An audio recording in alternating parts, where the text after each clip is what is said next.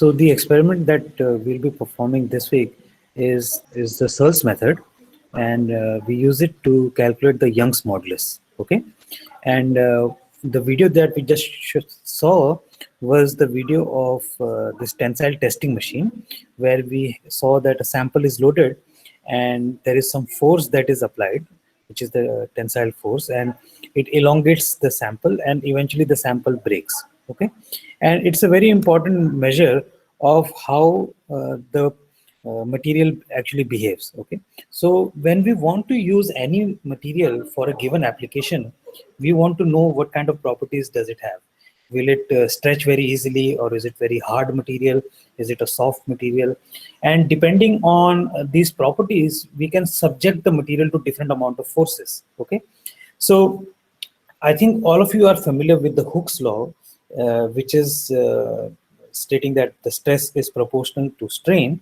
And this is the regime that you initially saw in the video, where you see a straight line as you're applying a force. Okay, and that is what you get when you are looking at a stress strain curve. Okay, so you will get a straight line, and up to a certain limit, which is called the proportionality limit, you will get that the Hooke's law is valid.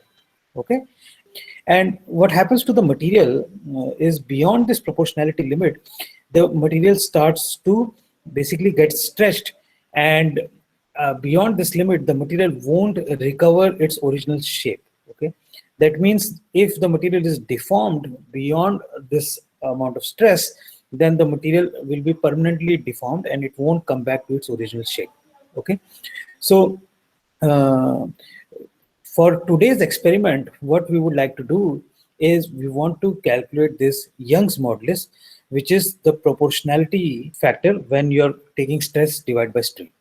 Okay, and what we will be doing is we will be measuring this using the Searles apparatus. Okay, now I have compiled a list of the applications of tensile strength. Okay, so you can see that in all the industries, somewhere down the line, this tensile strength matters of the material. Okay, so you have aerospace industry, where you're using materials for space applications.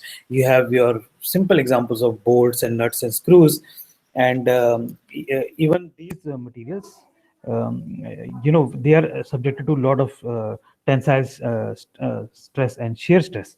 So you want the material not to fail. Okay, so we have to choose the material accordingly, so that it can withstand the forces that are coming into play.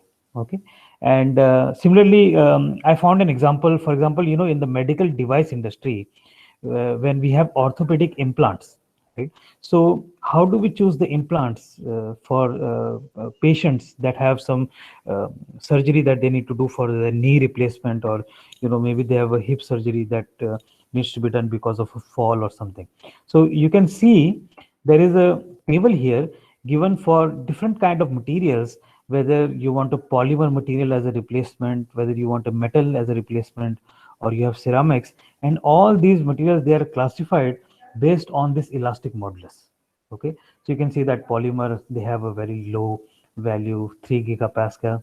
Okay, and you have ceramics which have a very high value, right? Like they are around 410, which is for silicon carbide. Okay, so a patient will have all these options. He can choose based on the elastic modulus of how much force that this joint can sustain. Okay, so that's an example of the application that the objective of today's lab, like I mentioned, was to determine the Young's modulus of a wire using the Searles method.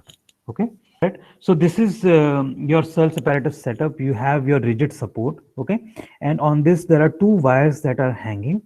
Okay, and both are identical wires. They are made of steel, and on one end we will have our control. So it will have a standard weight that is attached, and on the other end we will have basically variable weights that we will apply. So depending on the amount of weight that you put, you can see that there will be some change of your level here. Okay, so every time you apply a load on one of the sides, what will happen is this level will shift. Okay, and what you have to do is you have to use your so you have this ferrometer screw that is basically moving this level up and down. Okay, and once you basically adjust the screw, you can move the level back up to its original value. Okay, so every time we are applying a load, the wire is getting stretched, and then we are trying to see the amount of displacement that the wire is doing. Okay, so every time I'm applying a load, it will get displaced, and then we have to move the level back to its original position. Okay, so to calculate the Young's modulus, longitudinal stress by longitudinal strain. Okay, so stress is just force upon area.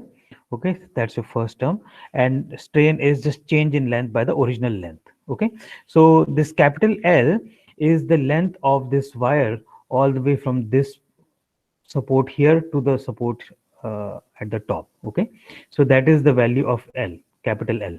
Okay, and this small l is going to be the elongation that this wire is going to do when you're applying some load. Okay, and if you just apply gravity, then force is equal to mg, that is being applied when you attach some mass on the other end, and so you get an expression that y is equal to mgl divided by pi r square l. Okay, so the area is the area of this wire that you're extending. So you need to calculate the r value, which is the radius of the wire. Okay, and to calculate the radius of the wire, you will need basically your screw gauge, and you will measure the diameter of the wire, and then you can divide it by 2. Okay, so and the manual is already available. It has the table as to how to record your readings. Okay, and like I had mentioned, the capital L, it is the length of the wire. Okay, so that is the capital L. Diameter of wire will be d. This r, small r, is your value of radius of the wire that you have to calculate, and from there you can get the area, pi r square, and this elongation is the value L. Okay, so I have provided the link of the simulator where you can perform this experiment. Okay, it will be available in the presentation, and there is another video that is available.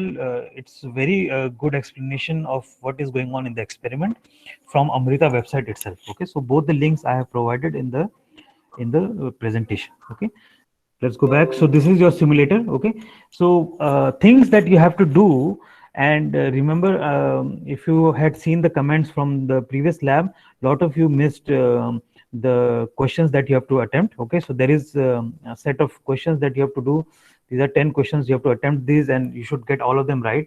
So you can take multiple attempts. So read the theory, read the procedure, and then attempt these questions. Okay, and there are certain questions at the end of the lab manual as well. You can choose the environment, whether the experiment is being performed on Earth or somewhere else, and you can choose different wire material. So you can choose aluminum, copper, steel, or brass. You can choose either one of these. Okay, so I would suggest for your experiment to choose at least two of them. So let's say I choose aluminum. So you can change the wire radius.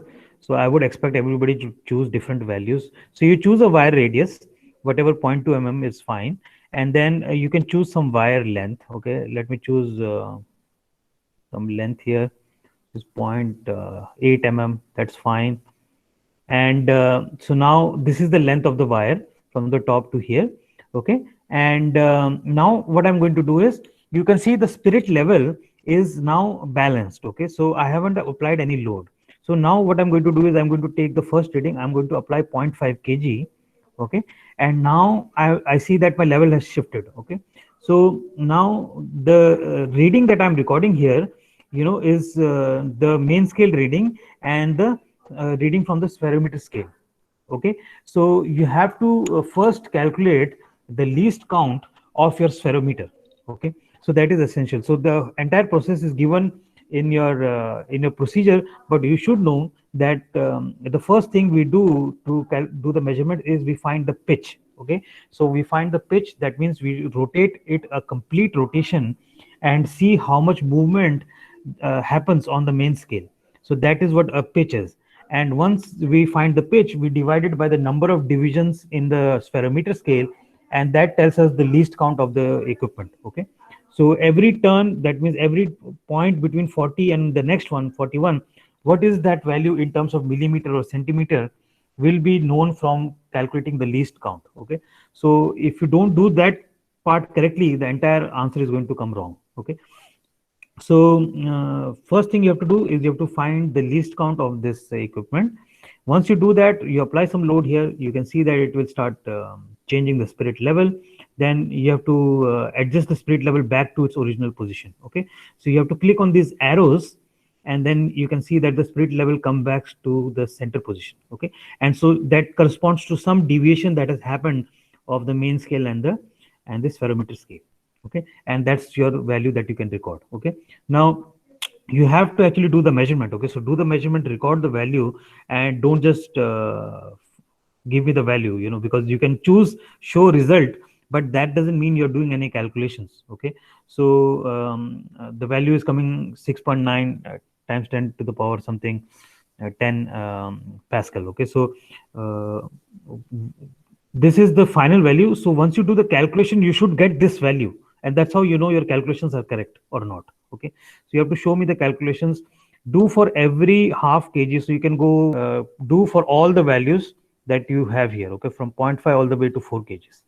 All right, and for each turn, suppose you go again 1 kg, let me move it, suppose 1.5 kg, again you have to work with the arrows and bring the spirit level back, and correspondingly you will see the scale move here, and you can record the reading.